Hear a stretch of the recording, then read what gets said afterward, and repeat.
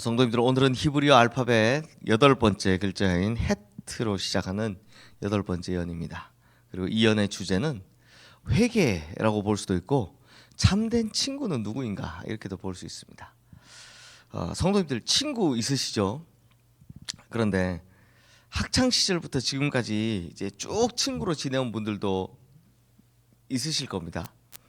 어떻게 살아왔느냐에 따라 조금 다르긴 하지만 사실 예전의 친구가 지금의 친구인 경우는 참 쉽지는 않습니다. 어릴 때는 너무 친해서 또 평생 갈 줄 알았던 친구였는데 나중에 커서 보니 사는 지역도 달라져, 가는 길도 달라져, 수십 년 동안 만나지를 못하다 보면 점점 이 친구와의 관계가 멀어지게 되죠. 어쩌다 만나게 되어도 사실 너무 반갑습니다. 그리고 뭐 긴 대화를 하지 않아도 좋지만 사실상 추억을 이야기하는 것 외에는 또 막 긴 대화를 이어나가는 건 쉽지 않습니다. 이게 왜 그럴까 생각해 보면 어린 시절 외에 함께 공유한 경험이 없기 때문입니다. 저도 학창 시절 친구 참 많았는데요. 지금까지 친한 친구를 꼽으라면 옆 동네에서 담임 목사하고 있는 친구밖에 없습니다. 대학 때도 꽤 친구가 많았는데 지금은 이제 뭐 SNS로 안부나 물을 정도가 됩니다. 왜냐 하니까 제가 목회자가 되고 나니까요. 다들 만나면 반갑지만 아무래도 제가 뭐 술을 마시기를 합니까? 뭐 살아가는 문화도 완전히 다르죠. 그러니까 뭐 만나는 장소부터가 다르니까 계속해서 이렇게 만남을 이어가기가 쉽지 않더라고요. 저뿐만이 아니라 주변의 목사님들 보면 죄다 주변에 목사 친구들밖에 잘 없습니다. 그러니까 왜요? 공유할 수 있는 경험의 바운더리가 딱 한계가 지어지기 때문입니다. 그러므로 친구 사이에 중요한 건 공유하는 경험이다라는 겁니다. 근데 우리 어르신들 교회에 친구 많으시죠? 대부분 친구가 교회에 많으시죠? 왜 그렇습니까? 신앙적인 경험들을 공유하기 때문입니다. 그러니 어느 순간부터 우리 어르신들 보면 친구가 다 어디 있습니까? 교회에 다 있습니다. 그리고 아무래도 신앙적인 경험을 공유할 수 있는 좋은 친구가 있다면 우리가 걸어가는 이 신앙의 길이 외롭지 않기 때문에 교회에 친구가 많이 있습니다. 그렇다면 성도님들, 신앙의 길을 걸어가는 사람들 사이에 반드시 공유되어야 하는 가장 중요한 경험, 공통적인 경험은 뭐가 되어야 될까요?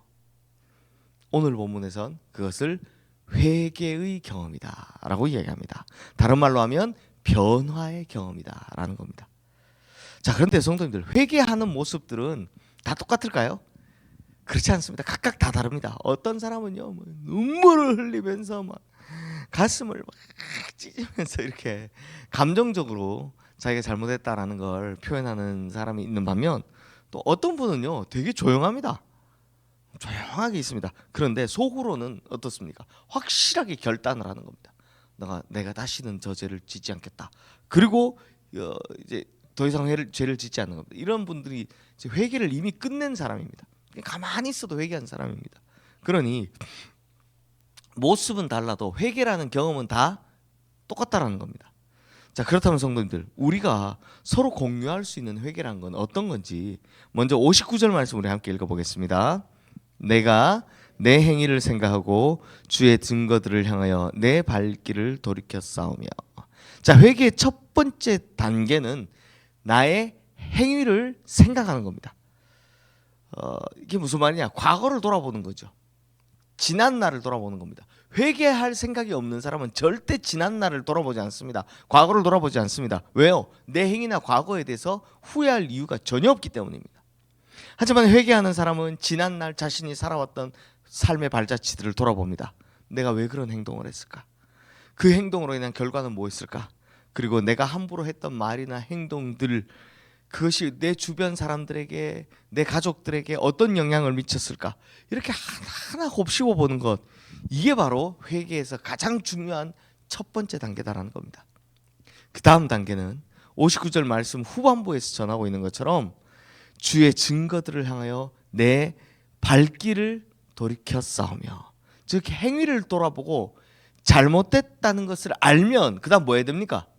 돌아서야죠. 그 다음은 새로이 갈 방향을 딱 결정하는 겁니다. 그런데 오늘 말씀에서는 어디로 가야 한다고 합니까? 주의 증거들을 향하여 라고 하죠. 그러면 그 주의 증거들은 뭐냐? 당연히 하나님의 말씀에 기록된 것들을 말하는 겁니다. 그러므로 살아온 행위에 대한 반성이 있는 사람은 이제 길을 돌이키는 겁니다. 그래서 하나님 말씀을 향하여 방향을 전하고 하나님 말씀이 가리키고 있는 곳을 향하여 발길을 돌려 그 길로 걸어가야 한다는 겁니다. 그래서 성도님들, 성경 보면, 이 성경 원어로 보면 좀 재밌는 게 있는데요.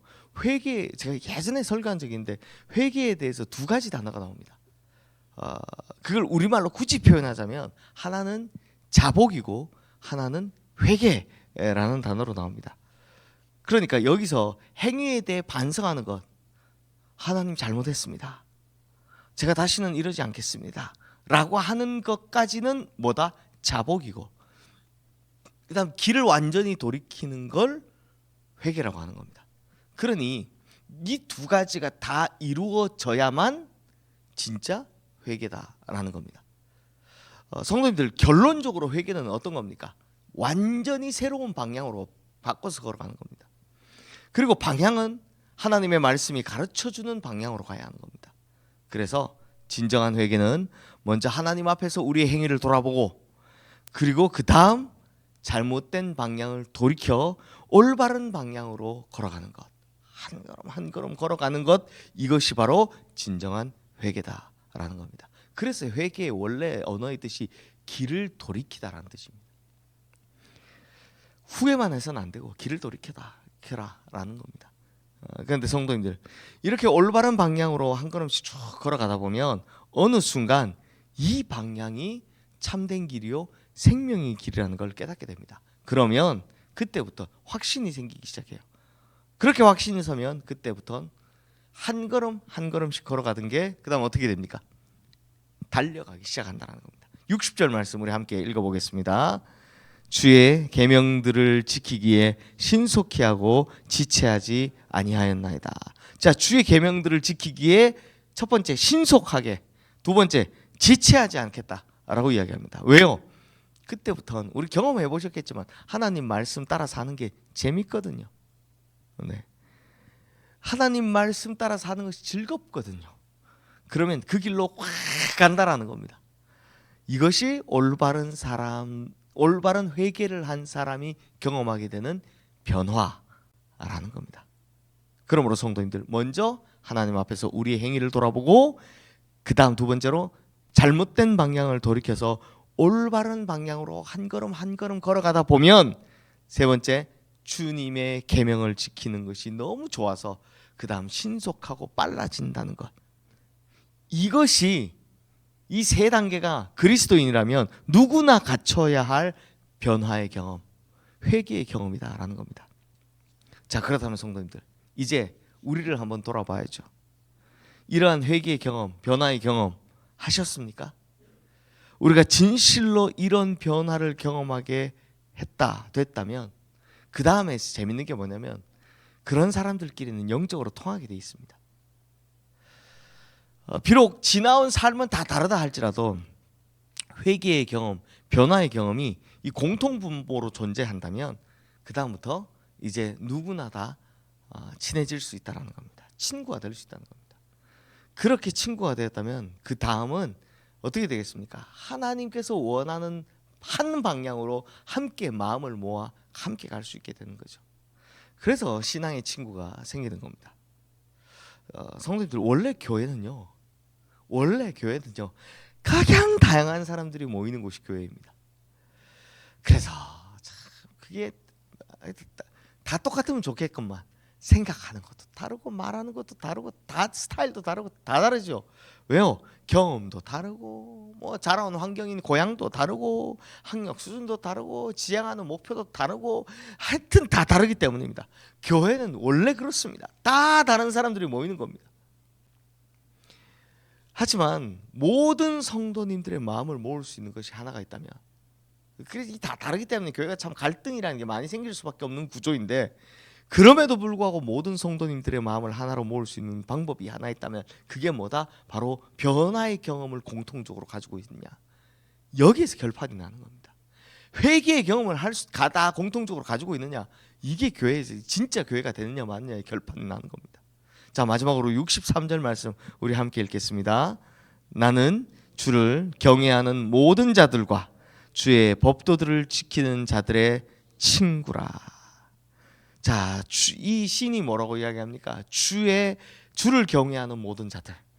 뭐 모양이 어떻든 자란 환경이 어떻든 하나님을 믿는 모든 자들. 그다음 살아온 삶의 방향이나 뭐가 어떻든 간에 주님의 법도를 지키기 위해 한 방향으로 걸어가는 사람들. 이런 사람들은 모두가 다 뭐가 될 수 있다? 친구가 될 수 있다는 겁니다. 성도님들, 제가 우리 교회 새 가족이 올 때마다 항상 하는 기도가 있죠. 그 기도에 이 부분이 있습니다. 믿음의 동력자들, 마음을 나눌 수 있는 친구들 많이 만나게 해달라고, 그런 축복을 달라고 기도합니다. 이게 왜 이런 기도를 하느냐? 우리 저보다 경험이 훨씬 많으시니까 잘 아시겠지만 진짜 사람 하나 얻는 것, 그 사람 하나 얻는 게 진짜 귀한 축복이거든요. 그 옆 동네에 있다는 제 친구가 그 예전에 저한테, 제가 진짜 어릴 때부터 짝꿍이었거든요. 짝으로 같이 알아서 그 친구가 저한테 이런 말을 한 적이 있습니다. 만약 사람들이 다 너보고 살인자라고 해도 네가 나한테 와서 난 아니야, 난 사람 죽이지 않았어 하면 나는 믿어주겠다. 왜냐하면 난 어릴 때부터 너를 봐왔기 때문에. 야, 그런 사람 하나 만나는 게 얼마나 귀한 축복입니까? 진짜 이런 믿음의 신앙의 친구 하나 생기는 게 얼마나 귀한 축복인지 모릅니다. 그러므로 우리 성도님들, 이 신앙 공동체에서 변화의 경험을 공유하는 믿음의 친구들 많이 사귀시게 되시기를 주님의 이름으로 축원합니다. 그래서 그 좋은 친구들과 함께 하나님께서 기뻐하시는 이 동력의 길을 계속해서 함께 걸어갈 수 있게 되기를 주님의 이름으로 축원합니다. 그러면 그 친구들과 함께 하나님 안에서 좋은 집을 짓고 또 하나님께서 원하시는 믿음의 길로 앞으로도 영원히 함께 가게 될 줄로 믿습니다. 이 시간 오늘 주신 말씀 기억하며 우리 함께 기도하겠습니다.